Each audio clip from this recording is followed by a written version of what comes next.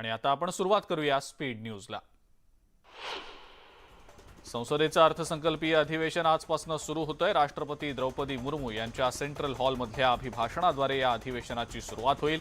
राष्ट्रपतींचं अभिभाषण झाल्यानंतर सरकारकडून आर्थिक पाहणी अहवाल सादर केला जाईल। राज्य मंत्रिमंडळाची आज बैठक होणार आहे। मंत्रालयामध्ये सकाळी 11 वाजता ही बैठक होणार असून यात विविध मुद्द्यांवर चर्चा केली जाईल। मुख्यमंत्र्यांनी आज महाराष्ट्र भूषण निवड समितीची महत्त्वाची बैठक बोलावलेली आहे। मंत्रालयात ही बैठक होणार असून आरोग्य सेवा, उद्योग, कला या क्षेत्रांसह इतर विविध क्षेत्रातल्या विशेष योगदानासाठी हा पुरस्कार दिला जात असतो। महाराष्ट्र राज्य लोकसेवा आयोगाकडून परीक्षेचा नवीन पॅटर्न 2025 पासून लागू करण्यात यावा या मागणीसाठी एमपीएससीच्या विद्यार्थ्यांकडून पुण्यातल्या अलका चौकामध्ये साष्टांग दंडवत आंदोलन करण्यात येणार आहे। एमपीएससीचे विद्यार्थी आयोगाने त्यांचं म्हणणं ऐकावं यासाठी अलका चौकात दंडवत घालणार आहेत। आंगणेवाडी जत्रा 4 फेब्रुवारीला सुरू होतीये आणि यासाठी मध्य आणि कोकण रेल्वेनं 18 विशेष रेल्वे फेऱ्या चालवण्याचा निर्णय घेतलाय। या गाड्यांसाठीचं आरक्षण आजपासून खुलं होणार आहे। सिंधुदुर्ग विमानतळावरनं बुधवारपासून अलायन्स एअरची नव्यानं दुसरी विमानसेवा सुरू होतीये। त्यामुळे मुंबईसोबतच आता हैदराबाद, म्हैसूर ही महत्त्वाची शहरं सिंधुदुर्गाला विमानसेवेनं जोडली जातील। सुरुवातीला आठवड्यातनं 2 दिवस ही विमानसेवा उपलब्ध असेल। मुंबईतल्या मेट्रो 11 वडाळा ते सीएसएमटी मार्गिकेची उभारणी आता एमएमआरडीए ऐवजी मुंबई मेट्रो रेल कॉर्पोरेशन करणार आहे। या प्रकल्पाची जबाबदारी एमएमआरसीकडे देण्याचा शासन निर्णय नुकताच नगर विकास विभागानं जाहीर केला आहे। एमपीएससीकडून शिक्षक अभियोग्यता बुद्धिमत्ता चाचणी परीक्षा जाहीर करण्यात आलेली आहे। ही परीक्षा ऑनलाईन होणार आहे। पात्र उमेदवारांकडून ऑनलाईन पद्धतीनं अर्ज मागवले जात आहेत। मुंबई विद्यापीठ तसंच सावित्रीबाई फुले पुणे विद्यापीठाच्या नव्या कुलगुरूंच्या निवडीसाठी राज्यपालांनी स्वतंत्र निवड समिती गठीत केलेली आहे। समिती स्थापन झाल्यानं आता दोन्ही विद्यापीठांना लवकरच कुलगुरू मिळतील। मुंबई महानगरपालिकेनं गेल्या वर्षभरामध्ये तब्बल 16,000हून अधिक अनधिकृत फलक, भित्तीफलक हटवलेले आहेत। यामध्ये राजकीय आणि धार्मिक फलकांचा समावेश आहे। यापैकी 164 प्रकरणांमध्ये गुन्हा दाखल करण्यात आलेला असून मोठ्या प्रमाणावर अनधिकृत फलक हटवल्याचा दावा पालिकेनं केला आहे। 19,539 विकासकांना महारेरानं कारणे दाखवा नोटिसा पाठवलेल्या आहेत। या सर्व विकासकांना त्रुटींची पूर्तता करण्यासाठी 30 दिवसांचा कालावधी देण्यात आला आहे। त्रुटींची पूर्तता न केल्यास दंडात्मक कारवाई केली जाणार आहे। गोवरचा धोका पूर्णपणे टळलेला नसल्याचं पालिकेनं स्पष्ट केलंय। यासाठी विशेष ॲप विकसित करण्यात येणार असून पालिकेच्या माध्यमातून घरोघरी लसीकरण करण्यात येणार आहे। महिला सहकाऱ्यांवर अत्याचाराच्या प्रकरणामध्ये आसाराम बापूला कोर्टानं दोषी ठरवलेला आहे। आज आसाराम बापूला शिक्षा सुनावली जाईल। गुजरातमधल्या गांधीनगर सत्र न्यायालयामध्ये ही सुनावणी झाली आहे। गोंदिया जिल्हा प्रशासनाकडून हत्तीरोग निर्मूलनासाठी विशेष प्रयत्न केले जात आहेत। या संदर्भामध्ये उपचार आणि औषधांबाबत जनजागृती करण्यात आलेली आहे। जिल्ह्यामध्ये सध्या 1481 हत्तीरोगाचे रुग्ण आहेत। भिवंडी महानगरपालिकेनं कर थकबाकी वसुली सुरू केली आहे। आयुक्तांच्या आदेशानंतर एकाच दिवशी पालिका प्रशासनानं 24 लाखांची थकबाकी वसूल केली आहे। शिवसेना कुणाची, धनुष्यबाण कुणाचा या संदर्भात केंद्रीय निवडणूक आयोगानं ठाकरेंचा पक्ष आणि बाळासाहेबांची शिवसेना पक्षाला लेखी उत्तर सादर करण्यासाठी दिलेली मुदत संपली आहे। ठाकरेंच्या पक्षाकडून 112 पानांचं लेखी उत्तर सादर करण्यात आलेलं आहे। कसबा पेठ आणि चिंचवड विधानसभा पोटनिवडणुकीसाठी उमेदवारी अर्ज दाखल करायला सुरुवात होतीये। भाजप, काँग्रेस आणि राष्ट्रवादी काँग्रेसचे उमेदवार जरी नक्की नसले तरी कोण कोण उमेदवारी अर्ज भरणार याबाबतची उत्सुकता लागून राहिलेली आहे। राष्ट्रवादी काँग्रेसची आज पुण्यामध्ये महत्त्वाची बैठक होतीये। या बैठकीमध्ये कसबा पेठ पोटनिवडणुकीच्या बाबतीतली भूमिका ठरण्याची शक्यता आहे। सगळे माजी नगरसेवक, पदाधिकारी या बैठकीला उपस्थित असतील।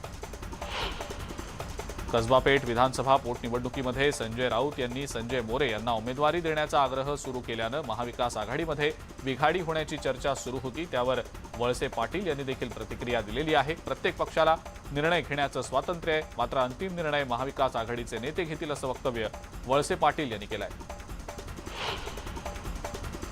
मनसेच्या कोअर कमिटीची आज पुण्यामध्ये बैठक होतीये. कसबा पेठ आणि चिंचवड पोटनिवडणुकीसंदर्भात या बैठकीमध्ये चर्चा होण्याची शक्यता आहे. मनसे शहर कार्यालयात संध्याकाळी 4:30 वाजता बैठकीचं आयोजन करण्यात आलेलं आहे. अमित ठाकरे कोल्हापूर दौऱ्यावर आहेत. या ठिकाणी ते अंबाबाई देवीचं दर्शन घेतील आणि त्यानंतर उद्योगनगर या ठिकाणी महासंपर्क अभियानामध्ये ते सहभागी होतील. अमित ठाकरे पश्चिम महाराष्ट्राच्या दौऱ्यावर असून सांगलीमध्ये त्यांचं जंगी स्वागत झालं. यावेळेला बैलगाडीतून त्यांची भव्य मिरवणूक काढण्यात आली. महाराष्ट्रात अशांतता निर्माण करण्याची सुपारी दिल्याचा आरोप इम्तियाज जलील यांनी हिंदू जन आक्रोश मोर्चावरून केलेला आहे. जर आमच्याविषयी असभ्य भाषेत बोललात तर आम्हीही शांत बसणार नाही असा इशारा जलील यांनी दिलाय. विधान परिषद पोटनिवडणुकीमध्ये सर्वाधिक जागा या महाविकास आघाडीलाच मिळतील असा दावा राष्ट्रवादी काँग्रेसचे आमदार निलेश लंके यांनी केलाय. जनतेचा कौल महाविकास आघाडीच्याच बाजूने असल्याचा विश्वास त्यांनी व्यक्त केला. संसदीय अर्थसंकल्पीय अधिवेशनाच्या पार्श्वभूमीवर मुख्यमंत्री एकनाथ शिंदे यांनी सह्याद्री अतिथीगृहात राज्यातल्या खासदारांची बैठक बोलावलेली होती. या बैठकीवर महाविकास आघाडीनं बहिष्कार टाकला. मात्र याच वेळेला राष्ट्रवादी काँग्रेसचे शिरूरचे खासदार अमोल कोल्हे मात्र या बैठकीला उपस्थित होते. अधिवेशनाच्या पार्श्वभूमीवर मुख्यमंत्र्यांनी बोलावलेल्या बैठकीवर राष्ट्रवादी काँग्रेसनं नाराजी व्यक्त केली आहे. अर्थसंकल्पीय अधिवेशनाच्या पूर्वसंध्येला बैठक बोलावण्याचं औचित्य आहे की फक्त औपचारिकता आहे असा सवाल तटकरे यांनी उपस्थित केला आहे. सुनील तटकरे यांच्या आरोपांवर बाळासाहेबांची शिवसेना पक्षाचे खासदार राहुल शेवाळे यांनी उत्तर दिलं.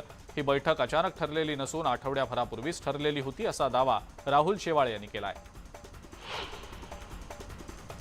भिवंडी महानगरपालिकेनं सेवा प्रवेश नियमावली शासनाकडून मंजूर करण्यात आलेली आहे. मात्र यामध्ये अनेक त्रुटी असून कर्मचाऱ्यांवर अन्याय झाल्याचा आरोप कर्मचारी करतायत. त्यामुळे कर्मचारी संघटनेनं आक्रमक होत पालिकेच्या विरोधात उपोषण केलेलं आहे. तुकाराम महाराजांच्या विषयी अपशब्द प्रकरणी पंढरपुरात गुरुदेव सेनेनं आक्रमक भूमिका घेतली आहे. धीरेंद्र शास्त्री यांच्या प्रतिमेला चपलांचा हार घालत जोडेमारो आंदोलन करण्यात आलं. भाजपचे नेते आणि माथाडी कामगार नेते नरेंद्र पाटील हे आपल्या सरकारच्या विरोधात 1 फेब्रुवारीला काम बंद आंदोलन करतायत. वारंवार निवेदन देऊन सुद्धा प्रतिसाद मिळत नसल्यानं हे आंदोलन करावं लागत असल्याचं त्यांनी म्हटलेलं आहे. राज्यातल्या अंगणवाडी सेविकांना शासकीय सेवेमध्ये कायम करावं, कर्मचाऱ्यांना सर्व सेवा सवलती देण्यात याव्यात या प्रलंबित मागण्यांसाठी अंगणवाडी सेविकांनी सांगलीतल्या जिल्हाधिकारी कार्यालयावर भव्य मोर्चा काढला होता. पालघरमध्ये भूमिसेनेच्या वतीनं जिल्हाधिकारी कार्यालयासमोर ठिय्या आंदोलन करण्यात आलंय. वाढवण बंद रद्द करा, गावरान जमिनीवरील घरं कायमस्वरूपी करा अशा विविध मागण्यांसाठी हे आंदोलन झालं. बीडच्या जिल्हाधिकारी कार्यालयामध्ये कोरोना काळामध्ये अधिग्रहण केलेल्या वाहनांचं बिल मिळावं यासाठी वाहनधारकांनी सुरू केलेलं बेमुदत उपोषण सुरूच आहे. उपोषणाचा 6वा दिवस होता. परभणीतल्या वसंतराव नाईक मराठवाडा कृषी विद्यापीठातील कृषी अभियांत्रिकीच्या विद्यार्थ्यांनी धरणे आंदोलन सुरू केलेलं आहे. आपल्या विविध मागण्यांसाठी हे विद्यार्थी आक्रमक झालेत. भिवंडीमध्ये मुंबई नाशिक महामार्गावर 3 चोरट्यांनी कंटेनर चालकासह दोघांवर चाकूनं वार करत त्यांना लुटलंय. या सगळ्या घटनेनंतर महामार्गावर वाहन चालकांमध्ये आता चांगलीच दहशत पसरली आहे. भिवंडी शहरात दुचाकी चोरीच्या घटनांमध्ये वाढ झाली आहे. कामतघर रस्त्यावरच्या महावीर रेसिडेन्सी इथं दुचाकीची चोरी झाल्याची घटना सीसीटीव्हीमध्ये चित्रित झाली आहे. वाशिमच्या सोमठाणामध्ये मेंढ्या चरत असताना मधमाशांनी हल्ला केला. या हल्ल्यामध्ये 7 जण गंभीर जखमी झाले. जखमींवर सध्या रुग्णालयात उपचार सुरू आहेत. 26 जानेवारीला दिवा वसई रेल्वे मार्गावरच्या जुचंद्र रेल्वे स्थानकालगत राडा झाला. अज्ञातांनी त्यानंतर ठिय्या मांडत रेल्वे पोलीस कर्मचाऱ्याला मारहाण केली. या प्रकरणी पोलिसांनी 7 ते 8 जणांच्या विरोधात गुन्हा दाखल केलाय. मुंबईतल्या बोरिवली पोलिसांनी बुलेट चोर बंटी बबली यांना रंगेहात अटक केली आहे. बंटी बबलीकडनं 3 बुलेट्स जप्त करण्यात आलेल्या आहेत. गोंदिया शहरातल्या इंगळे चौकात 8 ते 10 माकडांनी अक्षरशः उच्छाद मांडलाय. माकडांच्या उच्छादामुळे अनेकांची घरं, दुकानं आणि गाड्यांचं मोठं नुकसान झालंय. सोशल मीडियावर झालेल्या ओळखीनंतर 16 वर्षीय अल्पवयीन मुलीवर तिघांनी वेगवेगळ्या ठिकाणी अत्याचार केल्याची घटना घडलेली आहे. या प्रकरणी पोलिसांनी दोघांना अटक केली आहे. घरी सोडतो असं सांगत रिक्षा चालकानं साथीदारासह महिलेवर बलात्कार केल्याची घटना पनवेलमध्ये घडली आहे। या प्रकरणी सीसीटीव्ही फुटेजच्या आधारे एका व्यक्तीला अटक करण्यात आलेली आहे।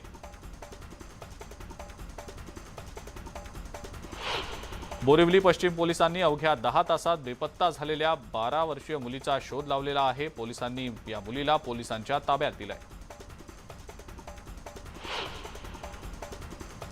मालेगाव शहरातल्या कॅम्प भागामध्ये असलेल्या आदिवासी सेवा समितीच्या सिद्धार्थ वसतिगृहातल्या विद्यार्थ्यांना सुरक्षा रक्षकाकडून मारहाण केली जात असल्याचा धक्कादायक प्रकार समोर आलाय। विद्यार्थ्यांना हाताने शौचालय साफ करण्यास भाग पाडलं जात असल्याचाही आरोप होतोय। पोलिसांनी या सुरक्षा रक्षकाला ताब्यात घेतलाय।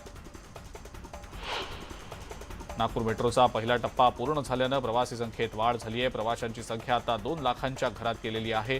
तर महामेट्रोनं तिकिटांच्या दरातही वाढ केली आहे। आता 18 किलोमीटरच्या प्रवासासाठी 41 रुपये आकारण्यात येणार आहे। कुर्ला, कलिना आणि बीकेसी या परिसरातील कार्यालयात प्रवास करणाऱ्यांचा प्रवास आता विना सिग्नल आणि वेगवान होतोय। बहुप्रतीक्षित विस्तारित सांताक्रूज चेंबूर लिंक रोड पहिला टप्पा फेब्रुवारीमध्ये खुला होणार आहे। नाशिकच्या शिवाजीनगर जलशुद्धीकरण केंद्रातनं पाणी पुरवठा करणाऱ्या जलवाहिनीला गळती लागली। या जलवाहिनीची दुरुस्ती बुधवारी केली जाणार आहे आणि यामुळे नवीन नाशिकमधल्या अनेक भागातला पाणी पुरवठा बुधवारी बंद असेल। सोलापूरमधल्या साबरकंठा जिल्हा संघानं गाय आणि म्हशीच्या दूध दरामध्ये वाढ केली आहे आणि यामुळे गायीच्या दुधाचा खरेदी दर आता 38 रुपये 96 पैसे इतका झालेला आहे। थकीत कर वसुलीसाठी धुळे महानगरपालिकेनं पाणीपट्टी आणि घरपट्टी वसुलीसोबतच मोबाईल टॉवरधारक थकबाकीदारांवर कारवाईचा बडगा उगारलाय। पालिकेच्या हद्दीमध्ये तब्बल 65 कोटी रुपयांची कर वसुली थकीत आहे। जालन्यातल्या देवमूर्तीमध्ये रेड्यांची झुंज लावत जुगार खेळणाऱ्या 9 जणांवर गुन्हा दाखल झालाय। या प्रकरणी पोलिसांना माहिती मिळताच त्यांनी धाड टाकली, मात्र तोपर्यंत आयोजक पळून गेले होते। भिवंडीमधल्या महाळुंगे गावात कोयना क्षत्रिय मराठा समाज सेवा संघाच्या वतीनं कबड्डी सामन्यांचं आयोजन करण्यात आलेलं होतं। या कबड्डी सामन्यांमध्ये ठाणे आणि पालघर जिल्ह्यातील कबड्डी संघांनी मोठ्या प्रमाणात सहभाग घेतला होता। अयोध्येतल्या राम मंदिरातल्या मूर्तींसाठी नेपाळहून 2 शाळीग्राम आणले जात आहेत। दरभंगामध्ये या प्राचीन शिळांचं दर्शन घेण्यासाठी नागरिकांनी मोठी गर्दी केली होती। नेपाळहून आणल्या जाणाऱ्या शाळीग्राम शिळांचं मुझफ्फरपूरमध्ये भव्य स्वागत करण्यात येणार आहे आणि यासाठी जय्यत तयारी करण्यात आलेली आहे। दीपोत्सवाचं आयोजन केलं गेलेलं आहे। त्याचसोबत भजन आणि कीर्तनाच्या कार्यक्रमांचं सुद्धा आयोजन करण्यात आलेलं आहे। हिमाचल प्रदेशची राजधानी शिमला इथं तुफान बर्फवृष्टी सुरू आहे, त्यामुळे इथं आलेल्या पर्यटकांचा आनंद द्विगुणित झालाय। पाहावत इथं बर्फच बर्फ पसरल्याचं पाहायला मिळतंय। काश्मीरच्या सोनमर्गमध्ये सुद्धा तुफान बर्फवृष्टी झाली आहे। रस्त्यावर मोठ्या संख्येनं बर्फ जमा झाल्यानं रस्ते वाहतूक विस्कळीत झाली आहे आणि या बर्फवृष्टीनंतर तापमानात मोठी घट झाली आहे। नागरिकांना घराबाहेर पडणं मुश्किल बनलंय। उत्तराखंडच्या नैनितालमध्ये अक्षरशः स्वर्ग अवतरल्यासारखं वाटतंय। नैनितालमध्ये काही प्रमाणात बर्फवृष्टी झालेली आहे। पर्यटक मोठ्या संख्येनं इथं गर्दी करतायत। उत्तराखंडमधल्या बागेश्वरमध्ये सुद्धा तुफान बर्फवृष्टी होतीये। या बर्फवृष्टीमुळे इथं आलेल्या पर्यटकांचा आनंद द्विगुणित झालाय। चामोली इथं सुद्धा बर्फाची पांढरी चादर पाहायला मिळतेय। हिमाचल प्रदेशमधल्या नहान इथल्या राष्ट्रीय महामार्गावर भूस्खलन झालंय। भूस्खलनामुळे वाहतुकीवर परिणाम झाला असून महामार्गावर वाहनांच्या रांगा लागल्या आहेत। त्यामुळे आता वाहतूक पर्यायी मार्गाने वळवण्यात आलेली आहे। दिल्लीमधल्या राष्ट्रपती भवनातल्या मुघल गार्डनचं नाव बदलण्यात आलंय। आता ते अमृत उद्यान म्हणून ओळखलं जाणार आहे। 26 मार्चपर्यंत लोकांना या ठिकाणी फिरता येईल। दरवर्षीप्रमाणे यंदा सुद्धा 5 ते 6 लाख लोक येण्याची शक्यता आहे। टांझानियातल्या सत्ताधारी पक्षाच्या 5 सदस्यीय शिष्टमंडळानं भाजपचे राष्ट्रीय अध्यक्ष जे.पी. नड्डा यांची दिल्लीमधल्या भाजप मुख्यालयात भेट घेतली। भाजप जाणून घेऊया या उपक्रमाअंतर्गत यावेळेला चर्चा करण्यात आली। थंडीवर मात करण्यासाठी दिल्लीच्या रस्त्यांवर शेकोटी पेटवणारे सुरक्षा रक्षक राजधानीतील प्रदूषण वाढवण्यास जबाबदार आहेत, असं वक्तव्य दिल्लीचे मुख्यमंत्री अरविंद केजरीवाल यांनी केलेलं आहे। जदयूचे नेते उपेंद्र कुशवाहा यांच्या ताफ्यावर भोजपूरच्या जगदीशपूर इथं हल्ला झालाय। उपेंद्र कुशवाहा यांनी ट्विट करत याबाबतची माहिती दिली आहे। सध्या जगभरातल्या अनेक मोठ्या कंपन्यांमध्ये नोकर कपात केली जात आहे. आता फिलिप्स कंपनीनं जगभरातील 6,000 कर्मचाऱ्यांना कामावरनं कमी करण्याचा निर्णय घेतलेला आहे. स्लिप डिव्हाइस रिकॉलमुळे झालेल्या नुकसानानंतर कंपनीनं हा निर्णय घेतला आहे.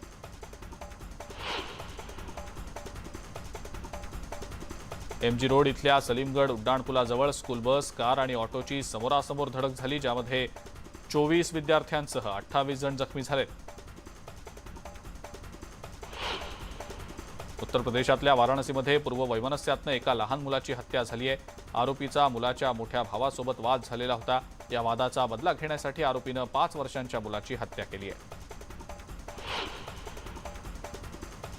पश्चिम बंगालच्या मालदामध्ये बस उलटून झालेल्या अपघातात 2 जणांचा मृत्यू झालाय तर 39 जण गंभीर जखमी झालेत. बसमधले प्रवासी मुख्यमंत्री ममता बॅनर्जी यांच्या कार्यक्रमाला जात असताना हा अपघात झालाय. उत्तर प्रदेशमधल्या हरदोईमध्ये घराला आग लागली. यामध्ये घर जळून खाक झालं. अग्निशमन दलाच्या जवानांनी घटनास्थळी धाव घेत आगीवर नियंत्रण मिळवलं. दिल्लीमधल्या उस्मानपूर परिसरात पार्किंगवरनं 2 गटांमध्ये राडा झालाय. यावेळेला गोळीबाराची ही घटना घडली. याचा व्हिडिओ व्हायरल होताच पोलिसांनी आता तपासाला सुरुवात केली आहे. मादागास्करमध्ये आलेल्या चक्रीवादळामुळे तिथं मोठं नुकसान झालंय. 3 कोटी लोकसंख्येच्या या देशाला मोठा फटका बसलेला आहे. आतापर्यंत 25 जणांचा मृत्यू झालाय. 37,000 लोकांना सुरक्षित स्थळी स्थलांतरित करावं लागलेलं आहे. भारतीय वंशाच्या शास्ती कोनराड यांनी इतिहास रचलाय. शास्ती वॉशिंग्टन स्टेट डेमोक्रॅटिक पार्टीच्या अध्यक्ष बनलेले आहेत. पाकिस्तानच्या पेशावरमधल्या एका मशिदीत झालेल्या स्फोटात एका इमामासह 32 जण ठार झालेत. तब्बल 147 जण जखमी झालेत. नागालँडचे मंत्री तेमजेन इम्ना यांनी सोशल मीडियावर नागालँडचे निसर्गरम्य असे फोटो शेअर केलेत. हे फोटो स्वित्झर्लंड किंवा काश्मीरचे नसून भारतातलेच आहेत.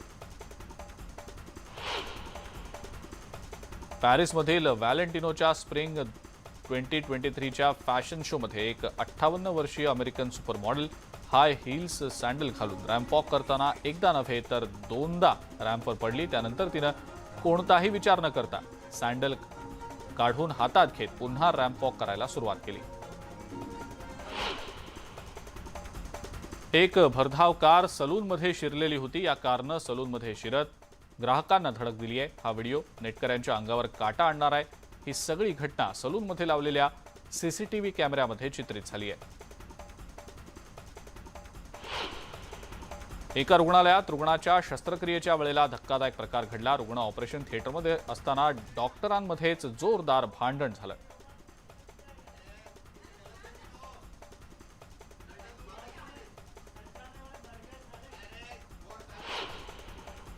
एक गरोदर महिला पोल डान्स करतानाचा एक व्हिडिओ अख्ख्या जगाचं लक्ष वेधून घेतोय. व्हिडिओ व्हायरल होताच लोकांनी तिच्यावर कडाडून टीका केली आहे. तिनं देखील लोकांना प्रत्युत्तर देत गप्प केलंय. सोशल मीडियावरील एका व्हिडिओमध्ये एक तरुण हवेत नुसता चालत नाही तर गोलाकार चालत असल्याचं पाहायला मिळतंय. या व्हिडिओला पाहिल्यानंतर नेटकरी आश्चर्यचकित झाल्याच्या प्रतिक्रिया देत आहेत.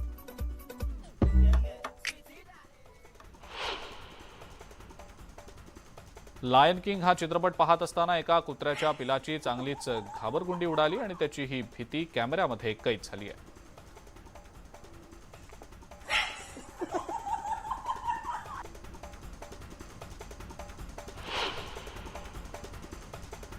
स्पीड न्यूजमध्ये वेळ झाली आहे एका ब्रेकची. बघत रहा न्यूज 18 लोकमत.